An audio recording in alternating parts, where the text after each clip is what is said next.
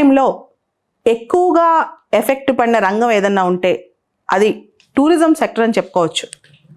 భారతదేశం టూరిజంలో చాలా ప్రోగ్రెసివ్గా అభివృద్ధి చెందుతున్న టైంలో ఈ సెక్టర్ దారుణంగా హిట్ అయింది కోవిడ్ వల్ల.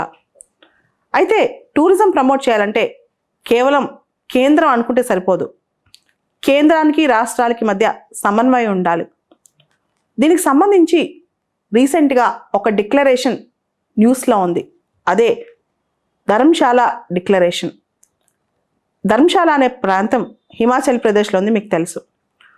ఈ ధర్మశాల డిక్లరేషన్లో భారతదేశానికి సంబంధించి కేంద్ర టూరిజం మినిస్టర్ కిషన్ రెడ్డి గారు రాష్ట్రాలకి దాదాపు 12 రాష్ట్రాలకి కొన్ని యూటీస్ చెందిన టూరిజం మినిస్టర్స్ అటెండ్ అయ్యి ఒక 3 రోజుల జాతీయ కాన్ఫరెన్స్ పెట్టుకున్నారనమాట.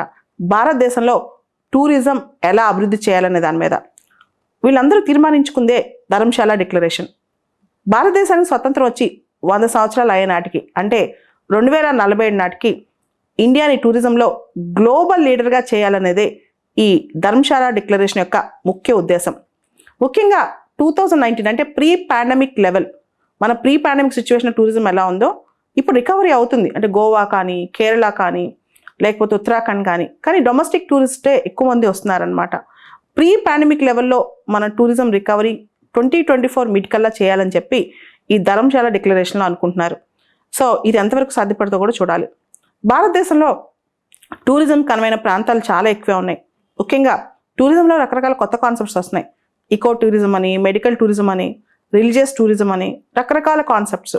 సో వీటన్నిటిని నీట్గా డెవలప్ చేస్తే అద్భుతాలు సృష్టించవచ్చు. మనం చూస్తే కేరళలో ఇప్పుడు కొత్తగా క్యారవాన్ టూరిజం అని, కేరళలో ఇంతకుముందు బోట్కి, కేరళలో హౌస్ బోట్స్కి వీటికి చాలా ఫేమస్ అనమాట. కానీ ఇప్పుడు రీసెంట్గా తెలుగు అబ్బాయి టూరిజం ఎండీగా చేసి కృష్ణతేజ అని చెప్పి తను క్యారవాన్ అనే కాన్సెప్ట్ కూడా కేరళలో ఇంట్రడ్యూస్ చేసి చాలా ప్రమోట్ చేశాడనమాట. సో ఇట్లాంటి కొత్త కొత్త కాన్సెప్ట్స్ కూడా టూరిజంలో వస్తే టూరిజం ఇంకా బలపడుతుంది కేరళ లాంటి ప్రాంతంలో కూడా. ఎందుకంటే కేరళ కానీ, ఉత్తరాఖండ్ కానీ, గోవా కానీ, జమ్మూ కాశ్మీర్ కానీ ఇవన్నీ కూడా ఈవెన్ నార్త్ ఈస్ట్లో కూడా టూరిజం పైన ఆధారపడ్డ రాష్ట్రాలు ఎక్కువగా. సో వీటిలో టూరిజం ప్రమోట్ చేయడం తప్పనిసరి అనమాట. అయితే దీనికి కేంద్ర సహకారం రాష్ట్రాలకు ఉండాలి, రాష్ట్ర సహకారం కేంద్రాలకు ఉండాలి. ఈ ధర్మశాల డిక్లరేషన్ అనేది దీని గురించే చెప్తుంది అనమాట. ముఖ్యంగా కేంద్రం, రాష్ట్రాలు ఇద్దరూ సహకరించుకోవాలి టూరిజంలో. దాంతోపాటు 2047 కల్లా భారతదేశం ఒక వరల్డ్ లీడర్ అవ్వాలి టూరిజంలో అని చెప్పి. అయితే ఈ డిక్లరేషన్లో సస్టైనబుల్ అండ్ రెస్పాన్సిబుల్ టూరిజం అనే కాన్సెప్ట్ కూడా, అంటే టూరిజం ఈ రోజు బాగుండి రేపు బాగాలేకుండా, లేదా ఇర్రెస్పాన్సిబుల్గా ఎక్స్ప్లాయిటేటివ్ టూరిజం కాకుండా సస్టైనబుల్ అండ్ రెస్పాన్సిబుల్ టూరిజం అనే కాన్సెప్ట్ని ప్రమోట్ చేస్తున్నారనమాట. అయితే ఇండియా కనుక గ్లోబల్ టూరిజంని ఇండియా ఇండైరెక్ట్గా ప్రమోట్ చేయాలంటే ముందు డొమెస్టిక్ టూరిజం కూడా ప్రమోట్ చేయాలన్నమాట. సో దానికోసం ఓవరాల్గా కోవిడ్ తర్వాత కాస్త అందరూ కూడా రికవరీ అవుతుంది. డొమెస్టిక్ ఎయిర్ ప్యాసింజర్ ట్రాఫిక్ పెరిగింది, హోటల్ ఆక్యుపెన్సీ పెరిగింది, టూరిస్ట్ స్పాట్స్లో టూరిస్టులు ఎక్కువ మంది వెళ్తున్నారు. ఇవన్నీ బాగానే ఉన్నాయి, కానీ అనుకున్నంత విధంగా రావట్లేదన్నమాట. సో ఆల్రెడీ మన టూరిజం పాలసీస్ ఇంతకుముందు ఎన్నున్నా రాబోయే బడ్జెట్లో ఒక హోలిస్టిక్ అంటే సమగ్రమైన టూరిజం పాలసీని డ్రాఫ్ట్ చేసినట్టు కూడా తెలుస్తోంది. ఆ బడ్జెట్లో దాని గురించి ప్రకటించి ఒక పాలసీని రిలీజ్ చేయబోతున్నట్టు కూడా తెలుస్తుంది అనమాట. అదేవిధంగా టూరిజం సెక్టర్కి చెందిన ఎంఎస్ఎంఈస్ని గవర్నమెంట్ సపోర్ట్ చేయటం, టూరిజం సెక్టర్ సంబంధించిన ఎంప్లాయ్మెంట్ జనరేషన్ కూడా గవర్నమెంట్ సపోర్ట్ చేయడం. టూరిజం మెయిన్గా ఎంప్లాయ్మెంట్ జనరేషన్ చాలా ఉపయోగపడుతుంది కదా, భారతదేశంలో ఎంప్లాయ్మెంట్ అనేది చాలా అవసరం.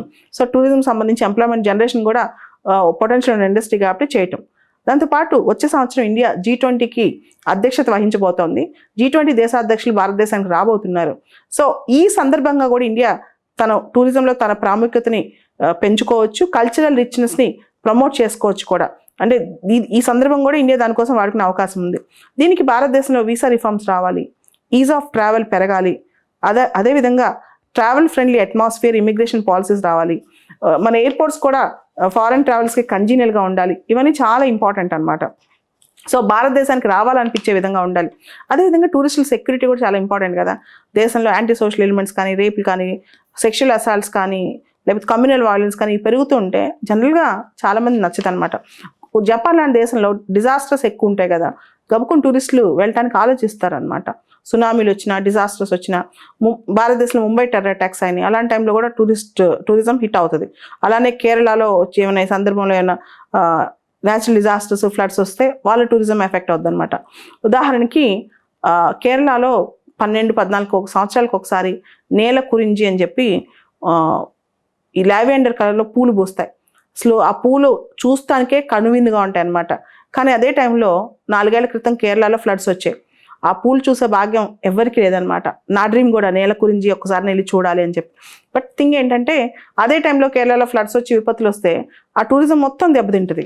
సో ఇట్లాంటివి కూడా చాలా సందర్భాల్లో చూస్తాం. అదేవిధంగా ఉత్తరాఖండ్ తీసుకోండి. ఉత్తరాఖండ్లో ల్యాండ్ స్లైడ్స్ కానీ అవలాంచెస్ కానీ ఒక 7-8 years బ్యాక్ ఉత్తరాఖండ్లో భయంకరమైన ఫ్లాష్ ఫ్లడ్స్ వచ్చాయి. దాంతో టూరిజం మొత్తం ఆ టైంలో దెబ్బతింది. ఇవన్నీ కూడా చూసుకోవాలి. సో ఓవరాల్గా అయితే పాండమిక్ టూరిజం ఇండస్ట్రీకి పెద్ద పెట్టు దెబ్బ అని చెప్పుకోవచ్చు.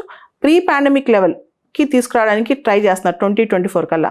అంటే 2024 కల్లా country $150 billion GDP contribution tourism నుంచి కోరుకుంటుంది అనమాట. అంటే మన జీడిపిలో $150 billion టూరిజం సెక్టర్ నుంచి, అదేవిధంగా $30 billion ఫారెన్ ఎక్స్చేంజ్ ఎర్నింగ్స్ రావచ్చని, 15 million ఫారెన్ ట్రావెలర్స్ ఇండియాకి వచ్చే విధంగా కంట్రీ సమాయత్తం అవుతుందంట. అదేవిధంగా 2030కి చూస్తే ఇండియా మన ఇండియన్ ఎకానమీ అరౌండ్ 8-9% గ్రో అవుతూ ఉంటుంది.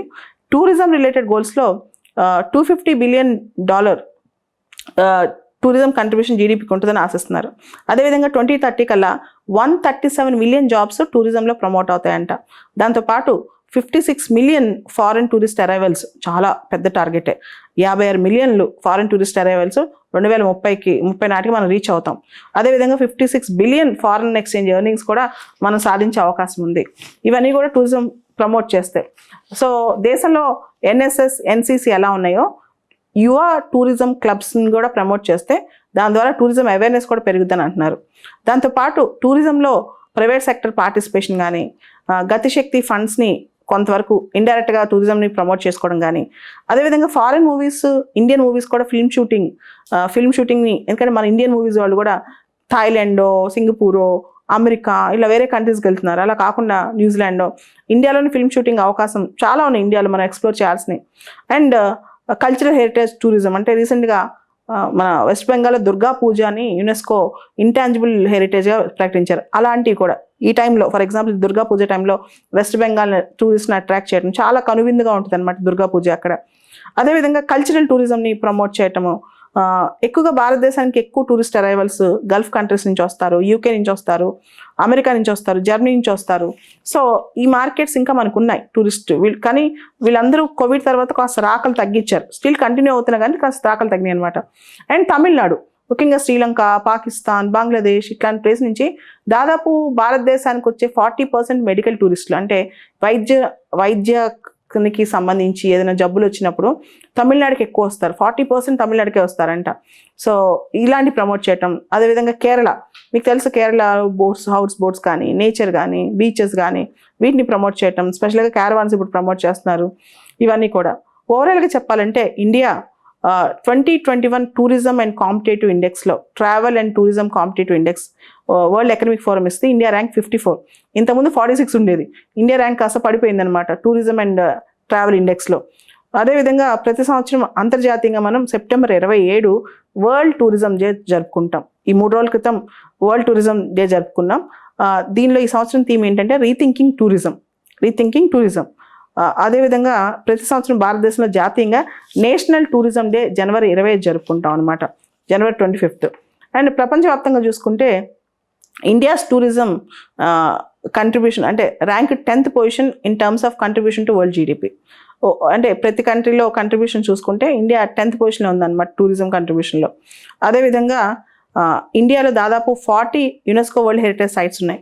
మీరు మహాబలిపురం దగ్గర నుంచి, హంపి దగ్గర నుంచి మీరు చూస్తుంటే ఆ అద్భుతాలు ప్రపంచంలో ఎక్కడ కనిపించవు, కానీ మనం అట్రాక్ట్ చేసుకోలేకపోతున్నాం అని చెప్పేది.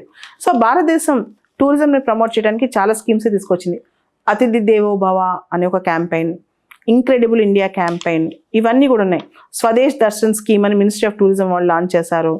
తర్వాత Prasad scheme, pilgrimage sites. Prasad అంటే pilgrimage rejuvenation and spiritual heritage augmentation drive అని.